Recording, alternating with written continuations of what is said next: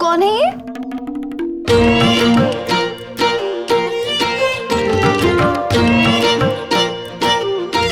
अनिरुद्ध बनाया है ना? हाँ, कितना गुस्सा करते हैं ना। कैसे निभा लेती हैं आप उनसे मित्रता? बात बात पे नाराज हो जाते हैं। खुशी खुशी माँ के पास जा रही थी मैं, पर रोक लिया ना मुझे। अब कहते हैं कि गिन गिन कर पानी पियो। वो बट्टुक तब से हंस रहा है मुझ पर। उन पर कोई हंसे तो अच्छा लगेगा उन्हें। मुझे तो लगता है वो तुम्हें पसंद ही नहीं करता। देखो कैसे उसी ने सबके सामने तुम्हारी बिस्तर गीली करने वाली पोल खोली थी।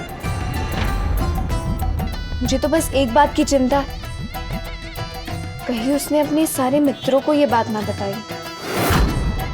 बहुत शैतान है सारे के सारे। न जाने किस किस नाम से बुलाएंगे, हंसते होंगे तुम पर, फिर बात अपने तक ही थोड़ी रखेंगे। अपने माँ बाबा को बताएंगे, फिर पूरे शहर को पता चल जाएगा। सोचो बॉन्दिता, पूरा शहर हंसेगा तुम पर। सह पाओगी ये सब? तुम्हें बच्चा समझकर बहुत आसान चाल चली है अब तक मैंने, पर अब नहीं।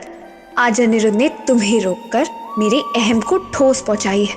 अब तुम देखो ये मिनी क्या करती है। अभी भी बिस्तर गीला करती है इतनी बड़ी होकर भी।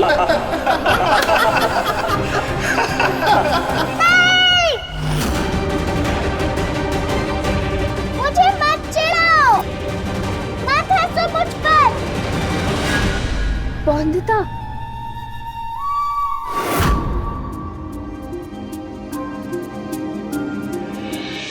परी दीदी, मुझे बहुत शर्म आती है। मैं सहन नहीं कर सकती अपमान। बचाओ ना मुझे। जिद लेकर बैठा है अनिरुद्ध कि वो ठीक करेगा तुम्हारी ये बिस्तर गीली करने वाली आदत। नहीं, सिर्फ माँ ही ठीक कर सकते हैं मुझे। बस यही बात तुम्हें अनिरुद्ध और सबको बतानी होगी, तब जाकर वो जिद छोड़ेगा अपनी। वैसे एक तरीका है मेरे पास जिससे तुम अपनी माँ के पास जा सकती हो। कौन सा तरीका? बताओ ना परी दीदी। अनिरुद्ध ने बिनोय अंकल से शर्त रखी कि वो 6 दिनों में तुम्हारी आदत छुड़वा देगा, और अगर ऐसा नहीं कर पाया तो वो तुम्हें अपनी माँ के पास जाने देगा। तो बस तुम्हें ऐसा कुछ करना होगा जिससे कि वो ये शर्त हार जाए। तो अगले 6 दिन तक तुम बिस्तर गीला करती रहोगी, फिर पति बाबू हार जाएंगे शायद, और मैं चली जाऊंगी माँ के पास। बिल्कुल ठीक। तो कर पाओगी ये?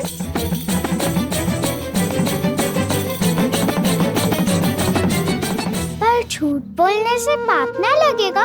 ऐसे बिस्तर जानबूझ के गीला नहीं करती ना मैं। मुझे पता ही नहीं चलता परी दीदी। और तो और ये सब करके बिल्कुल अच्छा नहीं लगता। बहुत शर्म आती है सुबह में। माँ के पास जाना है ना, तो मेरी बात माननी होगी ना। भरोसा नहीं है तुम्हें परी दीदी पर? आप पर ही तो है। तो एक काम करो, त्रिलोचन काका ने तुम्हें रसोई और पूजा घर में जाने से मना किया है ना? पर आपको कैसे पता ये? आप तो थी ही नहीं ना। मैं बॉन्दिता को नहीं बता सकती कि बिनोय अंकल मेरे साथ है और मुझे घर की सारी खबरें देते हैं।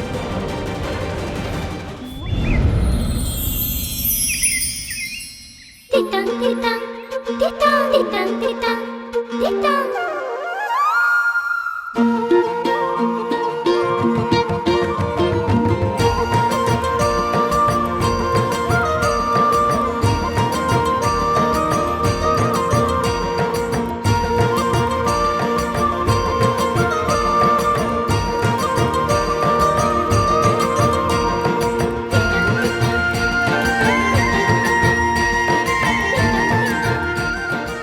रसगुल्ले।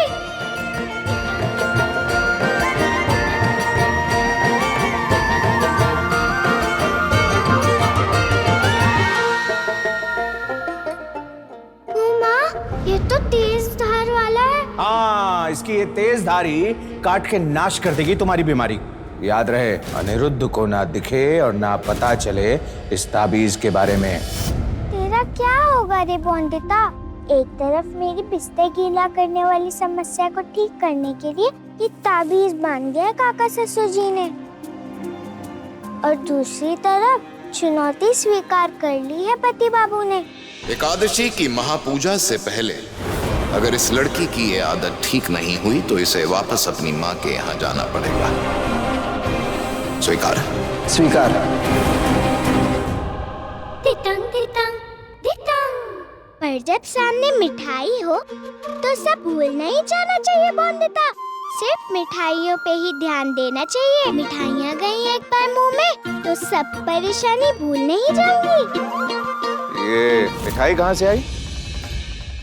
ओहो, काका ससुर जी को अभी ही आना था मेरे और मिठाइयों के बीच में। बड़े मलिक, आप जमींदारी की वसूली करने गए थे ना, तो आपके पीछे रतनलाल बाबू आए थे। उनके बेटे प्रदीप की शादी है ना। प्रदीप की? प्रदीप तो वही ना जो बटुक के साथ उसकी कक्षा में पढ़ता है। 11 साल का होगा ना? जी बड़े मालिक, 11 साल के दूल्हे राजा और 5 साल की दुल्हन। सही है। बच्चों के लिए ये सब निर्णय शुरुआत में ही ले लेना चाहिए, नहीं तो ना जाने क्या क्या भुगतना पड़े हमारी तरह। आपको सब परिवार न्योता दिया है बड़े मालिक। अनिरुद्ध बाबू और छोटी मालकिन 9 वर वधू हैं, तो उन्हें तो खास बुलाया है। पर शादी के घर में तो सब औरतें एक जगह सोती हैं और हम बहू को वहां उनके साथ अकेले सोने नहीं दे सकते। अगर उनके सामने बिस्तर गीला कर दिया नींद में तो विवाह की अग्नि में खानदान का मान सम्मान जलकर खाक हो जाएगा। सोने से पहले किसी भी बहाने से घर वापस बुलवा लेना होगा हमें बहू को। अनिरुद्ध बाबू सुनिए तो। अनिरुद्ध बाबू देखिए। क्या सुनना है सौरभ? तुम जानते हो ना, सौरभ कल गांव के सारे मुखिया आए थे मुझसे बात करने। जब मैंने उनसे औरतों के लिए पब्लिक टॉयलेट मतलब गुसल खाने की बात की, मैं चाहता हूं हमारे तुलसीपुर में औरतों के लिए एक पब्लिक टॉयलेट बने। तुम बताओ सौरभ, इसमें हंसने वाली बात थी क्या कोई? दोष उनका नहीं है। कोई भी नई बात, कोई सोच जो परिवर्तन लाए, वो इन लोगों के समझ में नहीं आती जल्दी से। सौरभ, अगर उन्हें ये बात समझ नहीं आती तो हमें उन्हें इस बात को समझाना होगा। कोई समस्या है क्या बड़े मालिक? अरे रॉय चौधरी हैं हम, समस्या क्या होगी? तैयारी करो, हम सबके साथ जाएंगे। शादी में जाएंगे, ढेर सारी मिठाइयाँ खाएंगे, मोटर गाड़ी में भी बैठूंगी मैं तो। बटुक, रो क्यों रहे हो? मारा किसी ने विद्यालय में? अच्छा हुआ किसी ने मारा इसे, परेशान करता होगा उसे भी। जमींदार के बेटे को कोई मार सकता है क्या? वही तो। पर फिर रो क्यों रहे? विवाह हो रहा है मेरे दोस्त प्रदीप का। आज स्कूल से उसे छुट्टी भी ले ली। अब उसकी पत्नी आएगी तो वो मेरे साथ खेलेगा या उसके साथ? लड़कियां रोती हैं, लड़के नहीं। आओ ना। देखा कितनी शानदार हवेली है रॉय चौधरियों की। बाड़ी तो सच में बहुत बड़ी है मोंदिता की।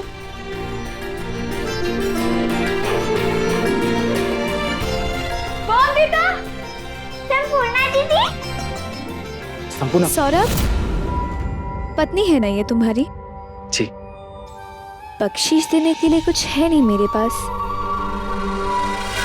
पर हाँ, नौकरों के हाथों भिजवा दूंगी। जाने से पहले याद दिला देना। परी दीदी, ये मेरी मामा की बेटी है, मेरी प्यारी बहन संपूर्णा दीदी। बताया है ना मैंने इनके बारे में आपको। हम साथ में शादी में जाएंगे, इसीलिए मैंने हवेली में ही बुला लिया संपूर्णा दीदी को। माफ करना, मैं नौकर समझ बैठी। पर अगली बार आओगी तो तोहफा दे दूंगी।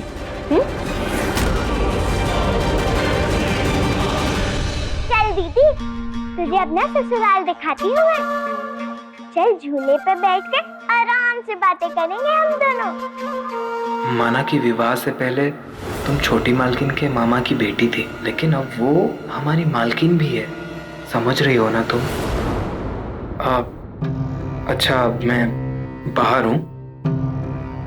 चलना।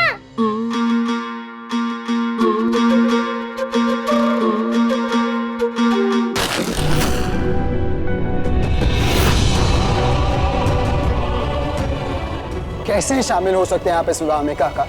बल्कि ये विवाह होना ही नहीं चाहिए। गलत नहीं है ये विवाह। अनिरुद्ध, गलत क्या है इसमें? बाल विवाह हो रहा है काका, पर आप पूछ रहे हैं गलत क्या है इसमें? जिन्हें आप आशीर्वाद देने जा रहे हैं, क्या उन्हें पता है शादी के मायने? आप बड़े होकर नहीं समझ रहे, पर उन्हें बच्चे होकर समझना पड़ेगा कि क्या हो रहा है उनके साथ। पढ़ाई लिखाई खेल कूद करने की उम्र है या विवाह करने की? ऐसी शादी में शामिल होकर हम ऐसी प्रथाओं को सिर्फ बढ़ावा दे रहे हैं काका, सिर्फ बढ़ावा। ऐसे क्यों है मेरे पति बाबू? क्या खुशी मिलती है इन्हें सब पे गुस्सा करके? सच्ची दीदी लगा ही था मुझे कि पति बाबू कोई ना कोई बखेड़ा जरूर खड़ा करेंगे। इसीलिए परी दीदी को कहा था मैंने, नीचे चल के देखते हैं। और देखो वही कर रहे हैं, पूरे राक्षस बाबू हैं ये। रोकिए इस विवाह को। मैं ये विवाह नहीं होने दूंगा। ये विवाह नहीं, अत्याचार है इस लड़की पे। हमारे कुल के रीति अनुसार वंदिता को भी आज अपने पति के साथ स्वर्ग सिधारना ही होगा। कैसे समझाऊं तुझे वंदिता? तेरे राक्षस बाबू ने, ये तो तेरे रक्षक हैं। इन्होंने हर बार तुझे हर मुश्किल से। संपूर्णा, सुनो, हमें चलना चाहिए। ये समय सही नहीं है यहाँ रुकने के लिए। बड़े मालिक देखेंगे तो गुस्सा करेंगे। ध्यान रखना। चलो। रोहित चौधरी हैं, समृद्ध हैं, ताकतवर हैं, पढ़े लिखे भी हैं, प्रभाव है हमारा लोगों पर। अगर हम ही गलत के खिलाफ आवाज नहीं उठाएंगे तो रोकेगा कौन इन्हें? बताइए। सही है, अगर गलत है तो उसे रोकना सही है, पर इसमें गलत है ही क्या अनिरुद्ध? ये परंपराएं बहुत पुरानी हैं।